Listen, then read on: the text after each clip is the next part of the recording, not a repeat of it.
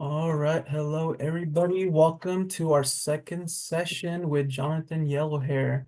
For some of you, this is probably the first time, and for some of you, you probably went here to the last one. Again, just to let everyone know, this video will be recorded, and some things will be edited out at a later time. But again, I'm excited to be here and introduce Jonathan Yellowhair again. And here we go. Go ahead, Jonathan. All right. Hello, everybody. Hello again. Or hello for the first time. Yeah, if you weren't here last time. Welcome. So, as before, in case you weren't here last time, my name is Jonathan Yellowhair. I work as an addictions counselor in Arizona. So Flagstaff, Arizona, more specifically. But yeah, شكيتو شدنا شيء Jonathan Yellowhair نشيا بلغان شلنتو هون راح نباش شنين بلغان داشي شيدو داشين داشناله كنتلانا دينا شادو تسي chin بيتخو دي كاشتين um welcome. And this week or past 2 weeks, right? It's been 2 weeks. So this time we will be going over well, essentially the title is using the four dynamics of mental health for better well-being. And so last time, right, to give a quick overview, we talked about some of the main topics we talked about were internal stressors versus external stressors, stress versus trauma, right? In that regard, the straw that broke the camel's back example, and how, we need to pull some of those straws off from before, to give ourselves emotional space to process things. But then as well, we use the feelings wheel, right, for a little bit. And so we use the feelings wheel, talked about how you can use it in your everyday life, how it's important to develop emotional vocabulary. And when you develop your emotional vocabulary, you develop your emotional intelligence, right? In that sense, which is essential and almost obligatory in regard to managing and having a healthy life, right? And so with that, I'll go ahead and share this. And we'll start the slideshow. So, all right. Well, to go ahead and jump right in. So here's the feelings wheel again, just to go back and talk about it again. So to put it into practice, right? Julio, if you take a look at the feelings wheel, how are you checking in today? How are you feeling right now? Yeah, this is a good one.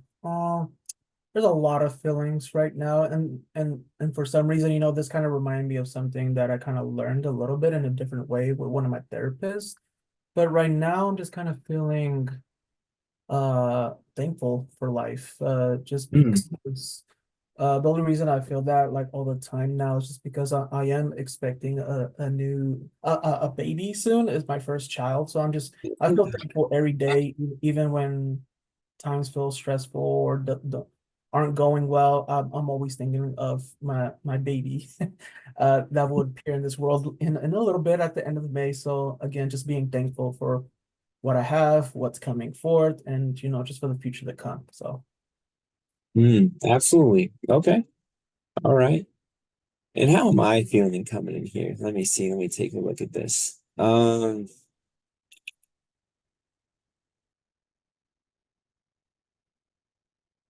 Feeling optimistic. Um, we're planning this open house with a community college here in Flagstaff, and we're actually having our substance abuse clients, our DV clients, our DUI clients who are mandated from the courts, and they're actually going to go there, and they're going to do an open house with the university or with the college, and then they're going to show them GED programs, graduate certificates, like, construction management certificates, things like that, ESL, and stuff. And this is the first time we've done it. And like when I plan things like this, I'm like, oh, I want, clients to get a chance to get away from the Zoom programming and stuff, meet each other in person. But it's also like, is this gonna work? Like, are people gonna show up? Are people gonna buy into it? Because my boss is really flexible. He's really cool with this stuff. He's like, oh, like, we can do these things, but if no one shows up, then we're not gonna do it again. He's like, people gotta show up. So, but just today, I had group earlier, and there's a bunch of people who are already really excited. You're like, oh yeah, I want to go. And there's clients who just finished up this week and they're like, can I still go to the Thursday thing though? Like, can I still show up? And that's later, in that sense. And so, but I'm very optimistic. As Julio, as you and I talked about, sometimes the military can make you a pretty pessimistic person, but with this, it's like I'm feeling optimistic about this. It's great to hear how excited people were today. It's like I want to get back in school, and because it's hard, some of the populations we work with are really these populations, they're not just troublemakers and stuff like that or bad people. A lot of them are undereducated, because of trauma and things like that. So, I'd say roughly 2/3 of them didn't graduate high school, for very reasonable reasons. They were going through trauma, they had to take care of their younger siblings, they had to work, they had to put food on the table at 14 years old. And so I'm excited, for it. And so I'm optimistic coming in here. So as we just said, we talked about last time, right? Developing emotional vocabulary. Using this wheel, you can use it to check in that way, check in with yourself, right? How am I feeling today? But today, as mentioned, we're going to talk about the four dynamics of healthy well-being. And so when talk in mental health, right? And I would say in Western mental health, right? When I went through my master's program, they talked about the three main dynamics of well-being, right? And so it's biological, psychological, and social, right? But as natives, right, or people from other communities, right, we always add spiritual. So spiritual is God. It's even if you're not spiritual yourself, it's very much tied to our culture, right, in our community, and things like that. And so today I'm going to be going over these four dynamics of healthy well-being and how you can potentially address them or just to be aware of how they work, right, in that sense. And so because with that there's a balance, right? We talk about these things, and so after a while we'll be talking about kind of the congruence of these four dynamics of healthy well-being and Navajo beliefs or indigenous beliefs as well too. So jump right into the first one, right? Let's talk about biological, right? Biological, of course, means body, right? Your body, right? Your physiological being in that sense, right? And um so a lot of times when we think of biological health, right, what comes to mind? Oh, healthy eating, right? Or oh, exercise, in that sense. And so that's a part of your physical well-being. But so is for a lot of indigenous folks relation to the earth, or the universe even in that sense, right? Hey, part of biology, when you eat healthier or when you're outside, when you wake up early to go run and things like that, not only does it improve your physical health, but it improves your connections, in that sense as well. But biology can also be, not just linear, like as we talk about, right? Life's a cycle, right? Our lives are a cycle. So biological could also include relations to the past and the future in that regard, right? And that kind of comes up really commonly now, like every conference I really go to now, or talk or webinar series things. There's talk of epigenetics, right? In that sense, like people talk about epigenetics, right? And epigenetics, right? When talking about like we talked about last class, right? Of historical trauma, right? Because we know about historical trauma, right? And as we talked about last time, boarding schools, removal, things like that are prevalent. But now epigenetics takes it a step further, right? Epigenetics is now like, oh, not only is historical trauma real, but it's in your genes. It's literally in your DNA. It's even a habitual trait that you can pass on to other generations. That's how traumatic it is. But one thing that's very different that I always think about, and when I watch these presentations, I always wait to see if they say it, but they never do. But if trauma is a part of your DNA and epigenetics is valid, then wouldn't also healing be a part of it? If my ancestors' trauma, that they went through is a part of me, wouldn't also the good things they did? Wouldn't also the medicine that they had, the connection, the spirituality, the things they did, wouldn't I also have that too? And so, but as indigenous people, we do believe that, right? Hey, that's within you. Your people are with you. Your ancestors, the holy people are with you in a lot of indigenous cultures, right? And so when thinking of biology in that sense and biological health and your management of it, right, there's in a sense almost like this power, right? And so, like I said, connecting past to future, a cycle and things like that.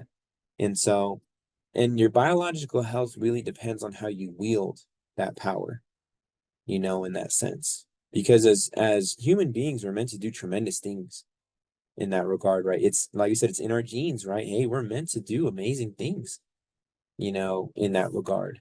And one of the greatest examples of that is um the Tarahumara tribe, right, in Mexico, and what is the Tarahumara tribe really famous for? Is they are ridiculously good runners. And I know as indigenous people, we're really good runners, right? Man, we love running distances and things like that, right? We're very good at it.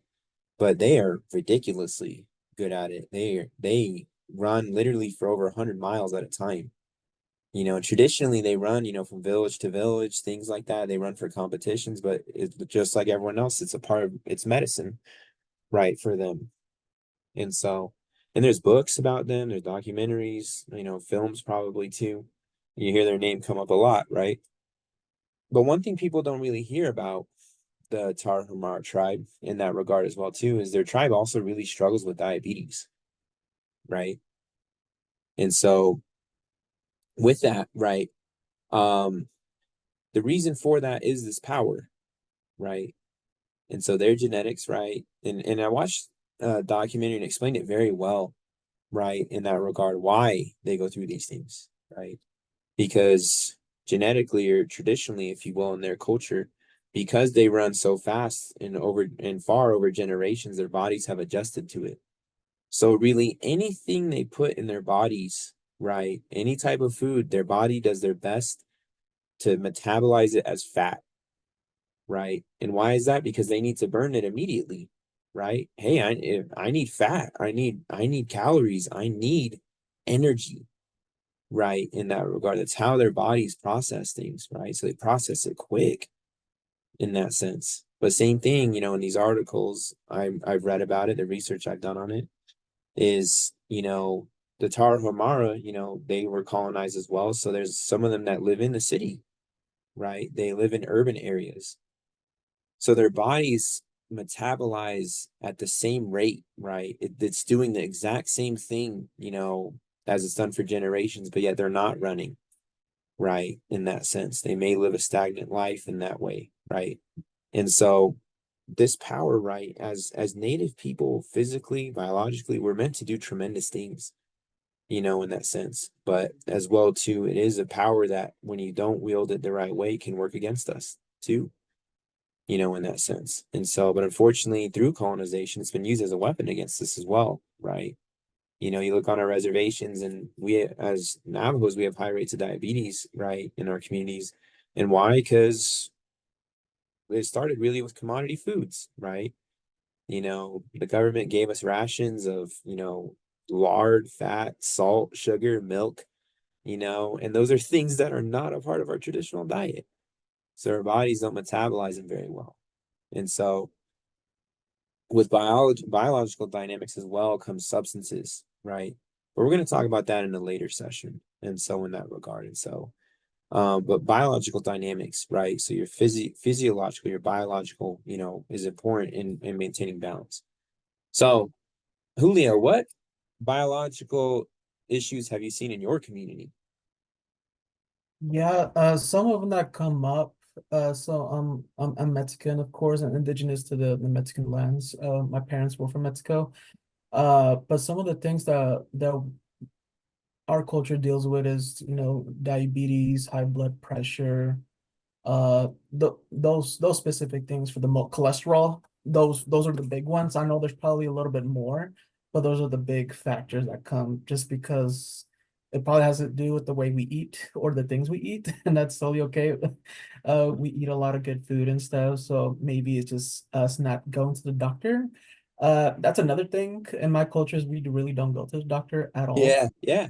And it's and not that it should be normal, but it's more of like I think it's the machismo culture that comes in. It's like you're fine, you're okay, blah blah blah, you're fine. You don't need to go to the doctor. We have other remedies that we have, but those are the big ones that we kind of deal with overall. Mhm. Yeah, exactly. And a lot of times it's good to do kind of an evaluation of your community, like, hey, what are the health issues that are going on in my community? Because it helps you do a self-inventory of what may be biological issues that are going on with me. Yeah, my old man or my dad was stubborn, didn't want to go to the hospital, but I also don't go to the hospital too, in that regard. So in that sense, thank you, Julio. So next piece to move into, right, the second one is physiological, or excuse me, psychological. Read that wrong. Um, so mental health, obviously, how you process your mental health, but also how you process emotions in that regard. So like we talked about, right, of last time, processing the emotion you're feeling, being able to pinpoint, as you saw today, what emotion I'm feeling and process it instead of what projecting, you know. So projects a lot of times because of psychological, we don't know how to navigate emotions or navigate our mental health. Sometimes we project that on other people. We force whatever emotion we think we're feeling onto them, which is usually anger, right, in that regard. So with psychological, right, everybody kind of wants to find peace, right? Oh, I want peace. I want balance. I want, peace of mind, if you will, is what you hear a lot, right? But yet a lot of times, like we talked about last time, we're not really taught how to process emotions. We're not really taught even really about mental health at all at times, right? But yet it affects us every day, the status of our psychological well-being, but we're just not aware of it. A lot of times we push through, right? But I mean, there is neurological pieces to that too. You know, Trauma, like we said before, is a huge piece of the psychological dynamic. Oh man, like literally, like when people go through trauma, it can literally reshape their entire brain, like physiologically, not just psychologically. Like literally, it'll change your brain, in that regard. And so with psychological and why it's important, right? There's this part of the brain called the amygdala, right? And so the amygdala is a part of the brain, some call it the lizard brain or primitive brain, right? And with the purpose of the amygdala, right, is with the amygdala, it's for emergencies, right? When you're going through an emergency, that's what you use the amygdala for. And so like everything else shuts down. All you need to do is survive. That whole notion of flight or fight, right? Now there's a third one called freeze, flight, fight, or freeze. And so, right, because in nature, if you say you're being attacked by a lion or something like that, or something's chasing you, you run, right? Or you stand and fight, or you freeze and hide, in that sense. And so with that, the amygdala piece, it can also, it's not just for the wild, right? Sometimes as humans, we feel like we're disconnected from nature, but we're very much tied to it in that sense, right? And so one of the things being with the amygdala, right, is our ability to process things.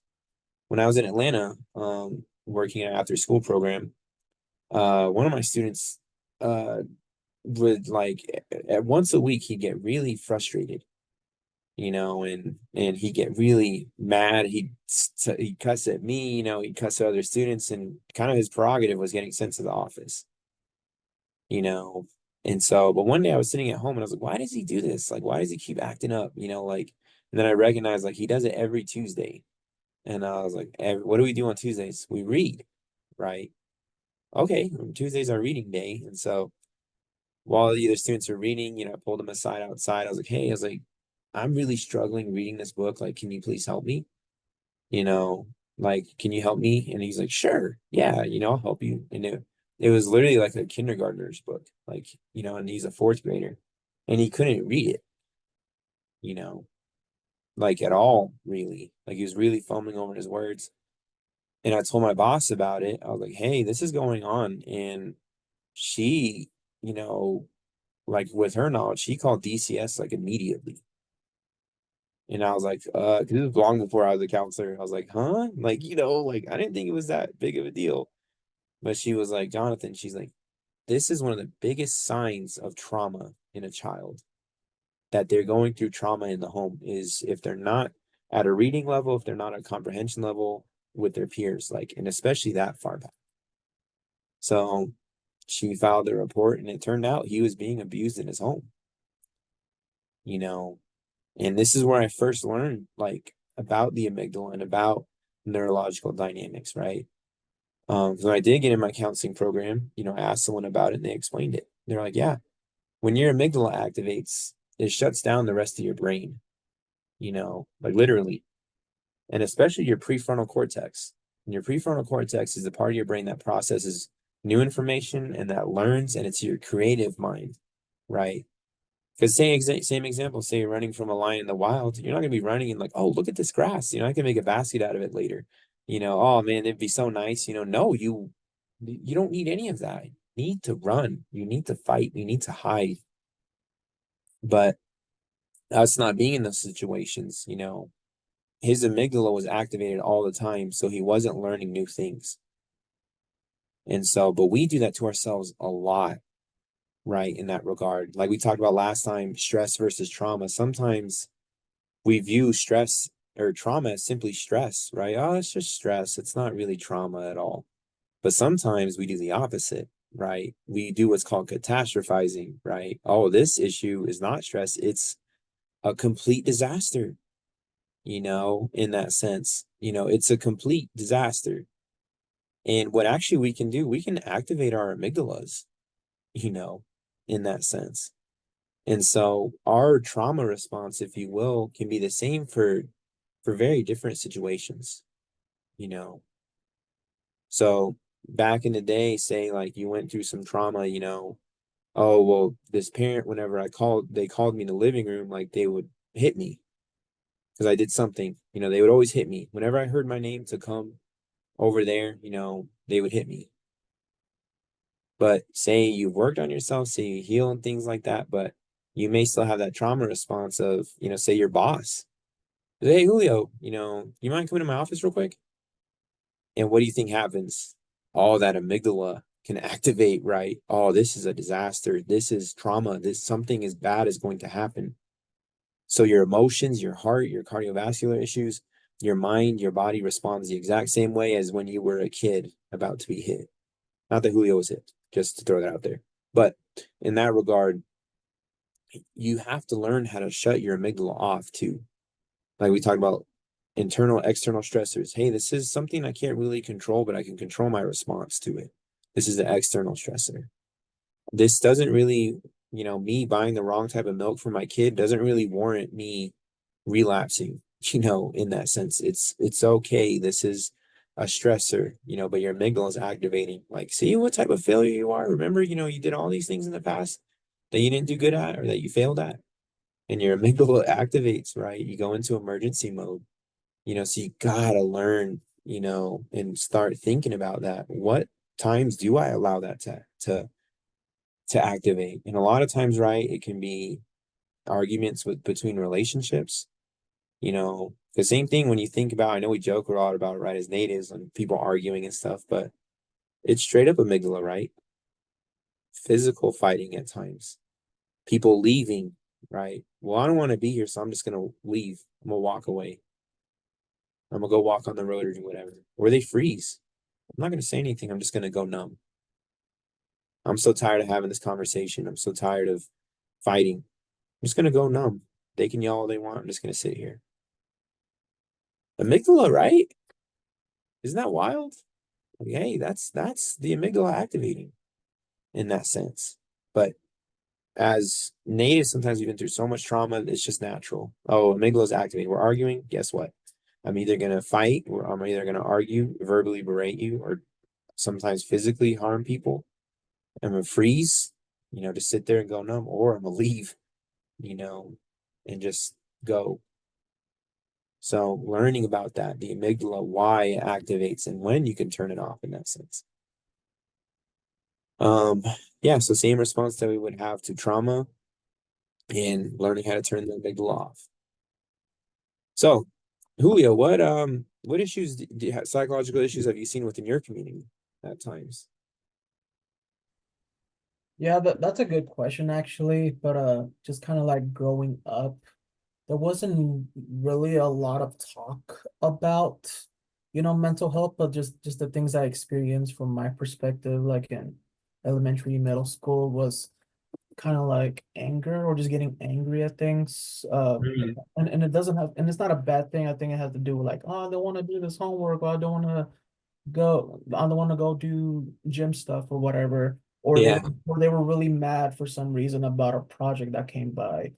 But I don't know why that would happen, but it maybe has to do with just maybe they're dealing with stuff at home. Right. I would see some of my friends were like always sleepy or tired all the time. But I would never ask. But then again, I was a kid. We don't really ask those type of questions. Right. And then, when I grew up, through middle school and high school, I got to see a little bit of more emotion out there, but a lot of it was kind of just like anger all the time. Uh Again, there's probably a lot of stuff going on at home, but there's a lot of factors that I don't know about, but I feel like there's stuff that happens. Again, I'm not a professional therapist or anything like that, but maybe they're sharing, with their spiritual leaders or someone at church or maybe their teachers or even counselors. Yeah, I know we had counselors at our high school, but again, none of that information is ever shared out unless one of my friends, talked to me. But I don't know. Yeah. Just, I feel like anger was like a big deal, and then sadness too at the same time, and just Yeah. tired. So Yeah. I mean, it's the same thing for me growing up. You know, I never saw feelings wheel till I was an adult. I didn't learn about the amygdala until I was like 25 years old, in that regard. But then when I learned about it, I was like, oh, like you said, I thought about my friends and things like that. Oh, like now it makes sense. Now it makes sense why some of my friends really struggled in school, because kind of now that I look back, it kind of the evidence is there what they may have been going through in their home. So thank you, Julio. So we've talked about biological well-being, right? Psychological. Now we're going to talk about social, right? And so a lot of times when people think about uh social ties, right, they think of friends, right? In that sense. I don't know why that went in that order. It's weird. But like friends, right? So social well-being, right, is our interactions with other human beings, other people in that sense. And so friendships, right? In that regard, romantic relationships. So your significant other or your snags, they your family ties, so your community, who you're involved with, um, family ties as well too. And so, but there's different issues within each of these, right? During psychological, we talked about romantic relationships, how there can be tension in there, right? Codependency, if you will, right? Hey, like we're kind of a toxic relationship. Like, hey, we actually kind of make each other worse. We enable kind of the parts of ourselves that we need to work on the most in that regard. And when we're around each other, that becomes substantially worse. So your interactions with others, in that sense. And so with your interactions with each other and your well-being, right, in regard to social pieces, right, is the community you have around you, the people that you draw energy from, that you draw support from, are directly part of your mental health, are directly part of your well-being, right? And so it's always good to be vigilant of the people that you keep around you, in that sense. And so, I know a lot of times, right, with friends, people, hey, that's my day one, though, man. We went to school together, we went to elementary school together. I can never turn my back on them. I can never step away from them. Or, oh, my significant other, oh, that's my baby, that's my boo. I would never, I could never leave him. I could never leave her or them, in that regard. Family ties in Native communities, right? Oh yeah, yeah, that person they're really mean to me, but that's my aunt, or yeah, my brother's really struggling with drinking and at times we really enable him. But I'd rather have that than, him not being around here, you know. So sometimes those social ties can be strained, and what does it do? It affects us, right, in that regard. So being mindful of who you keep around yourself, right, in that regard, um who's near you, who you have ties with, and an example I give, right, is our program. We have our classes, right, for our DUI clients, and um one of my coworkers, her name's Berta. She's really awesome. She's this older Napa lady, and she's a tremendous professional. But I love that she indulges in that role, right, in that regard. And so I always remember uh one when talking about social ties and friends, one class when I just started working at my job, one class because I was mirroring her to see how they do groups here. Um, and it was on friendship, right? Making new friends. And it was just funny because like there's 12 people in the class. This is before COVID. And she's like, how many of you have friends? You know, and everybody raises their hand, of course. And I have friends, you know. And she looks at them and she's like, those aren't your real friends. They don't care about you. And like, and everybody like kind of like put their hand down, like, what? Like almost like insulted, you know, in that regard. She's like, well, let me ask you some questions. She was like, so the first one, she's like, none of you have your driver's licenses and you're not supposed to be driving. She's like, how many of your friends drove you here? No one. No one raises their hands. How'd you get here? No, I took the bus. I had to drive anyways, you know, in that regard, risking getting another DUI or suspended license charge. Okay. Since, you know, have any of your friends ever paid your fines? Have any of your friends ever paid for your classes? Raise your hand. Nobody, right? Okay. Well, how many of your friends have asked you about your treatment? How many of you have asked you about your DUI and how you're doing, how you're processing it, if you're okay? Nobody, right? And the last question, since you've gotten sober, since you got your DUI, how many of your friends have tried to get you to drink? Like everybody raises their hands, you know? So it's like, dang. And that really taught me a lesson, you know, like, wow, like friends, you know, are the people you keep around you. It's really imperative, you know, to be aware of those people, right? Um, so some people in that regard, um they want to keep those people near them. They don't want to change things. They don't want to change their social interactions. They don't want to change the people that eat with them, you know, in that sense. But if you want to heal your well-being, if you want to heal, you know, your mental health, your overall well-being, you got to be aware of who you keep around you socially. And that includes your friends, that includes romantic relationships, that includes your family ties, right? Because in each one of those groups, there's people who would gladly see you not improve in that way, right? And I was told a story once about coyotes, right?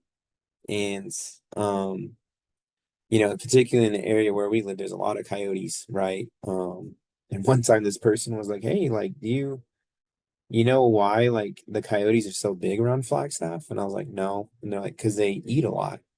They're like they eat a lot of prairie dogs, but you know what else they eat?" I was like, "What else they eat?" They're like they eat people's pets. They're like they'll eat people's cats, they'll eat their dogs. And you know, these because of like dogs that wander off or these people that hike with dogs, they don't have them on leashes, you know.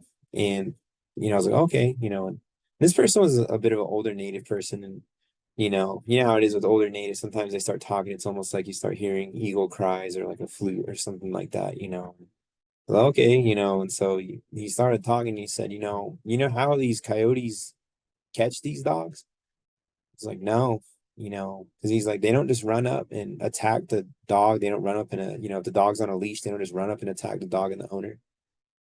And he was like, it's bizarre to see. He's like, but they act like a dog, you know. He's like, they will literally go up and allow the other dog to sniff its, or allow the dog to sniff its butt, you know, and everything. He's like, they'll put their paws down and jump around and play with it, you know, in that sense. And he's like, they'll act just like a dog, you know. And he's like, but then after that, say, you know, the dog gets comfortable with them. They go around a corner, they go around a bush or a little hill, and what's there? The pack waiting for them, right? And he told me, he was like, you need to be careful in your life. He's like, because he's like, people are like those coyotes. You know, they will fake the funk. They will play the game. They will make it seem like they're your friend. They will make it seem like they have your best interests in mind. But the moment they're vulnerable, they will literally consume you. You know, they'll literally feast on you in that regard. And I was like, it's like, that's pretty true. You know, so when I work with clients, right, who are struggling with addiction at times, drinking, you know, I tell this story and I work with them, but I'm also like, who are the people you have in your life? Who are your bros, you know, in that sense? Because same thing, like I always give the theoretical, I don't ask them to do this, of course, but I'm like, say you were to take your phone out and you texted every single person in your contacts, oh, I got a beer in my hand, I'm about to drink it. What would the people's responses be to you and your phone? Would it be, oh yeah, it's about time, I knew you'd come around, or oh yeah, come over here. Forget drinking at your house, or hey, I'm gonna come over, like I'll join you. Or would they call you immediately and say, hey, what's going on? I drink, but I know you don't, and I know how serious you are about this. What's going on? Or would they text you? Or same thing if it was in person, you were to crack a beer. How many of your friends would knock that straight out of your hand? Be like, dude, no. I know you want better for yourself. I know you want better for you in that regard. And if your friends ain't willing to do that, they may not be your friends. You know, if your family ain't willing to do that, they may not have your best interest in mind. If your significant other is not willing to keep your best interest in mind in that sense, in those rights, then the same thing they are willing to consume you. So be aware of that. Be aware of these things. So social ties, right, can be really fractured a lot of times in our communities, right? Disconnection, sometimes violence in those ways. And so sometimes people in relations to their families or romantic relationships or friends, it can be very, you know, weathered, if you will. Julio, what have you seen? What social issues have you seen in your community? Can't think of anything like social wise. Let's see. Could you give me like another example? Just another thing to kind of help me elaborate on this. Oh, just maybe like same thing, like I said, enabling behavior, maybe, in that sense of not Okay. addressing things or letting things slide, you know, maybe afraid to confront people on things. Hmm.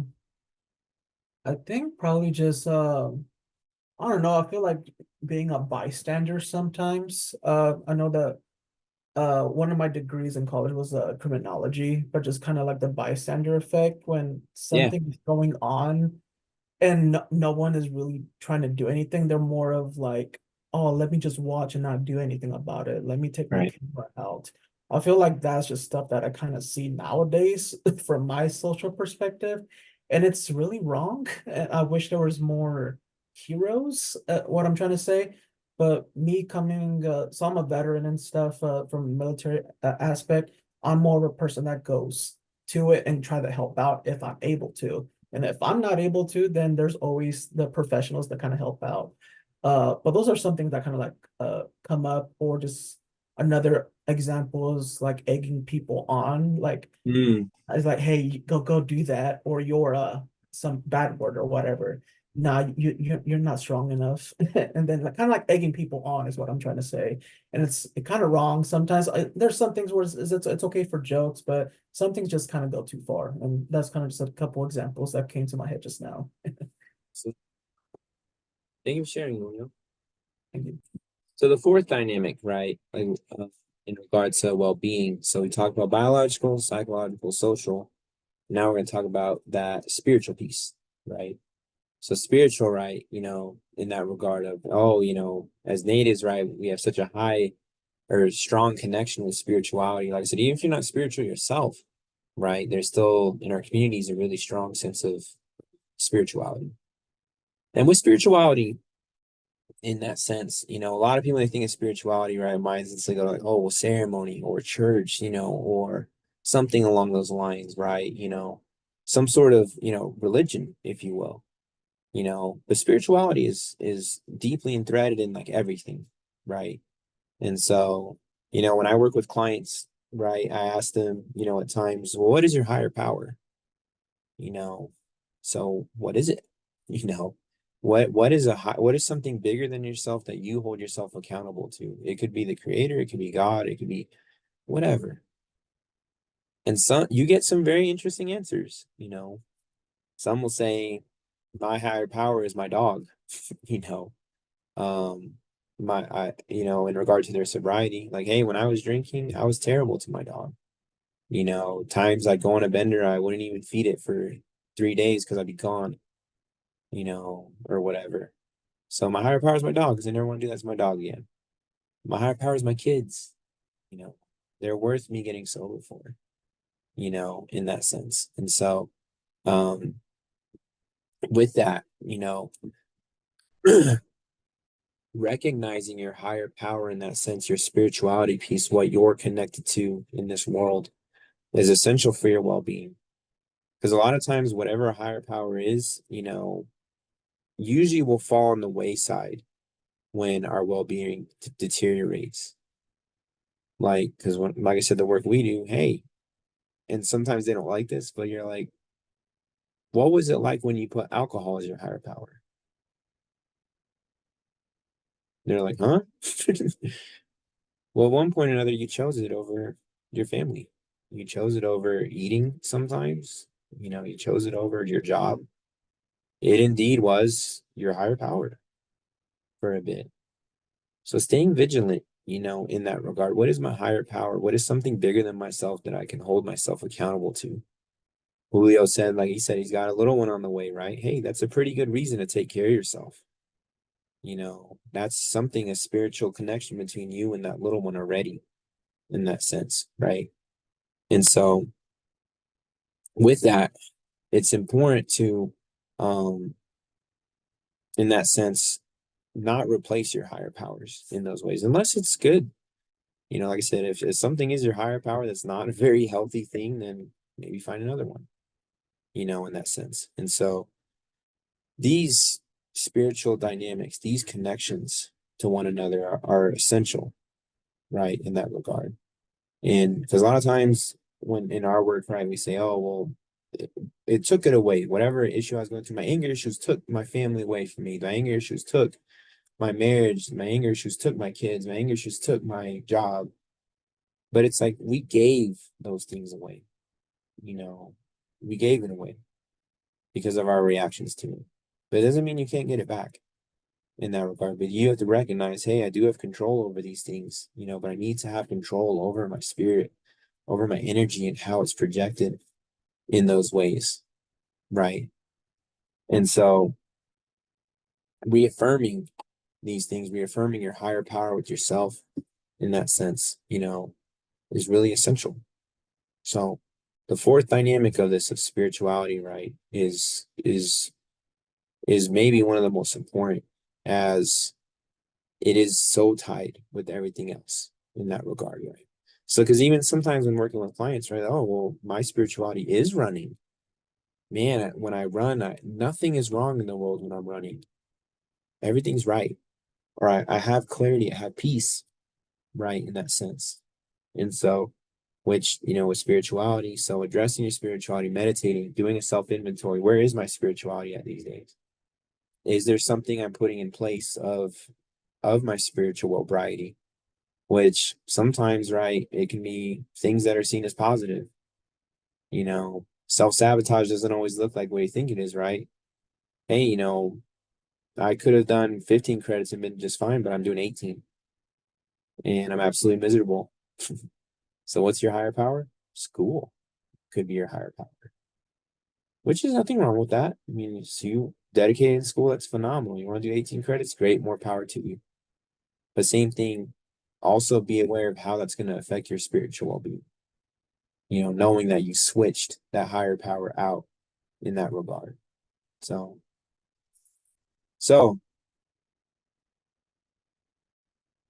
Hajol, right? A word in our language in Navajo is right. Hajol means balance, right? And as I mentioned last session, right, when we talk about, you know, well-being in our community, right, with clients that come here, you know, some folks will think, you know, oh, well, they're a bad person. A person that got a DUI, they're bad. You know, a person that got a DV case, they're bad. You know, it's like, but in our beliefs as Navajos, right, they're not bad. They're just imbalanced. So talk about that congruency piece, as I mentioned in the beginning. Hey, like one of those four dynamics is unbalanced, right? You know, one of those things is out of balance. Maybe it was always unbalanced because all of these, right, are intertwined. You know, they're all together And a great example of that, right, as I mentioned earlier, is diabetes. Some people, they argue, where does diabetes start?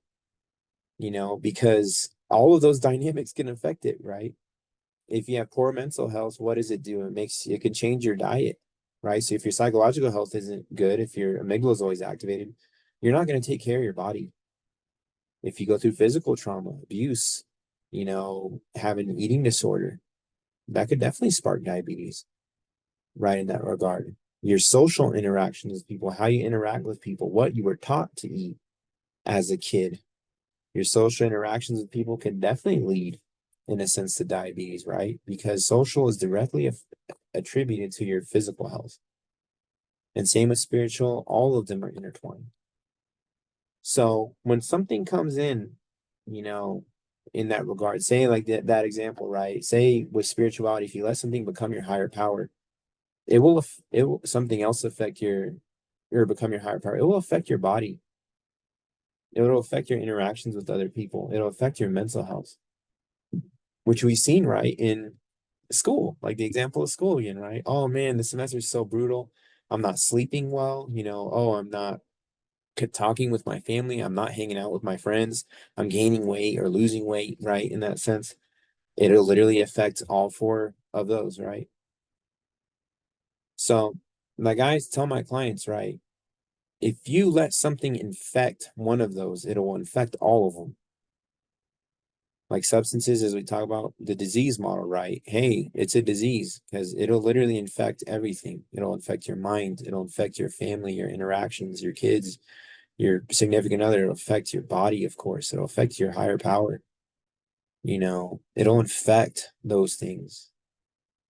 And that's not just substances, as I said, the school example, right? Or a job.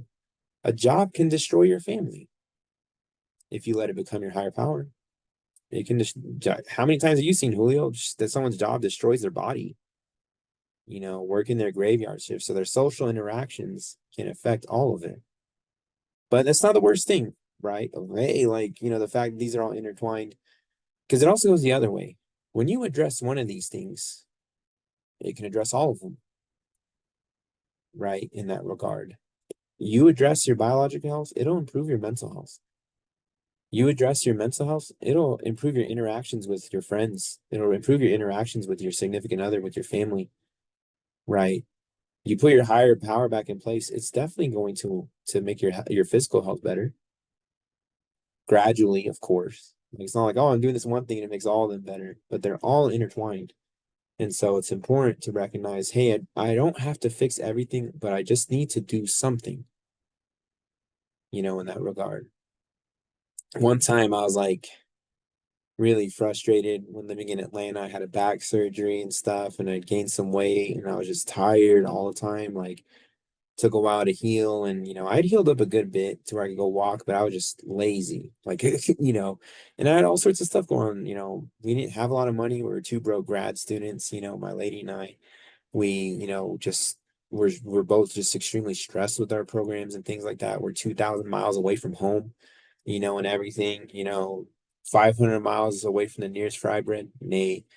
But in that regard, right, one time I was venting to a mentor of mine, and I was like, yeah, I was like, man, like, and I was frustrated, right? Because people in my grad program, like, oh, there's people doing, $3,500 trainings in Iowa, with plate therapy and stuff and all this cool stuff. And I felt like I was falling behind.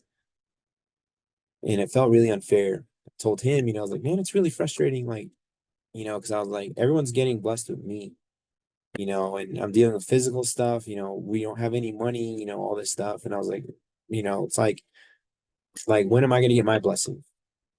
And he responded to me just like a Navajo man would. He was like, when's the last time you went and got your blessing? I was like, oh, here we go. Same thing, right? The Eagles start screeching, the flutes start playing, right? And he's like, in our way, in our culture, right, we're taught how to get a blessing. Get up early, in that sense. Go walk, go run, do whatever you can in that sense. Talk to the holy people, pray, think of your family, think of, others. Give other people good medicine in that sense, and it will be given back to you. And he was like, there's a proven way in our culture to get blessings and you're not doing it. So why would you expect one? I was like, oh, it was true. So I started walking. And did walking make me make more money? No. But it improved my physical health, which then improved my mental health, right? In that regard, which then improved my interactions with people. And so with those things, right, sometimes it does take just doing something. You don't have to do everything, but just do something. So sometimes you just got to do an inventory, like I said, hey, I'm feeling kind of off. Like I'm really frustrated. I've noticed, I haven't been doing well lately. I haven't been performing well lately at work, or I've showed up late to work this week every day. What's going on? Is this something with my body? Is this something with my social interactions? Is it something with my family? Is it something with, my spirituality, my mind? What is it? And you have to start thinking of these things, right? Because like I said, last time, hey, a lot of times we feel like these issues in our lives are really big things, but a lot of times they're symptoms of something bigger. So being aware of those things, being aware of how you take care of yourself. Because, and that's something that we need to do, right? Like, can't emphasize it enough. And when I work with clients, right, and it's not just clients, you see this on Facebook and Instagram a lot, people, oh, I do anything for my kids, right? I do anything, oh, I wish someone would touch my family member. Man, I'd die for them, or I'd kill for a family member. Yeah, if someone said that to my child, man, I'd be in prison. So yeah, I die for them. I go to prison for them. I kill for them. Well, that stuff's easy. As morbid as they are, it's easy to go to prison, especially as a native, right? And I tell my clients that stuff is easy. Are you willing to process your emotions for your kids? Are you willing to go to therapy for your significant other? Are you willing to apologize to your family? Now, that stuff's hard, right? That's hard. But yet, still, people don't want to do it. You're willing to do anything, for your kids, apologize to them. Oh, you're willing to do anything for your culture, get sober. Work on yourself. And that's a lot harder than going to prison, in that regard. So give it a shot, work on yourself, try things, give an effort. These four dynamics of well-being, right? Think of each one, and which one may be the most out of balance, right? Because there's usually when you are going through something, there's something that's usually one of them is heavily more out balanced than the others, right? Like some clients that come here, man, they have these glaring, very severe addictions, right? But then there's this glaring thing of like, oh, they have a very serious chronic health issue, and they've never been to the hospital in like 10 years. So me, trying to help them get sober isn't like, oh, well, let's address this drinking, stop drinking, doing this. No, it's actually addressing their physical health. Hey, my first thing to do as your therapist is you need to go see the doctor. You need to go across the hall and see our doctor, and what do they say? Okay. They're usually all right, okay. And sometimes what does that do? That clears a lot of headway by itself. So, but you have to be mindful of those four dynamics, right? In that sense. Oh yeah, same thing. Oh, this person comes in, they have a lot of anger issues. Ah man, they're off the rails. They have tons of anger. Well, their social ties may be super imbalanced in that sense. So it looks like their mental health, hey, their mental health, their ability to process anger is terrible. We need to address that. When the reality is, hey, they just lost their significant other. Hey, it's the anniversary of when they lost a family member to COVID. Social interactions, right, may be driving that anger, in that sense. So that's what you need to address, in that sense. So being smart about these four dynamics can really help you in the long run. And so So remember, as I mentioned before, oh, actually, hold on a sec. All right, I accidentally copied that slide twice. So with that, as we wrap up in that sense, the four dynamics, biological, psychological, social, and spiritual. I'm going to say them a million times so that you all remember in that sense. And, it's ingrained in your brains, right? But in that, right, being aware of these four dynamics, right? Although the four labels of it are like Western mental health, if you will, it is indigenous centric. When I first heard about these things, I was like, that sounds a lot like what we believe as Navajos. We talk about these things about imbalance, about frustration, about issues in our lives. And we're aware that, hey, the presenting issue in front of you is usually not what's going on. It's usually something else. That's why, like we talked about last session, right? You go in a ceremony, yeah, they're going to ask you questions, right? Yeah, you're doing this, but the energy or spirit or medicine, bad medicine, whatever, may have came from something else, an action you did, a circumstance in the past. So let's find out what it is. So that's all I had. And so thank you for listening. Thank you for being here. So, yeah.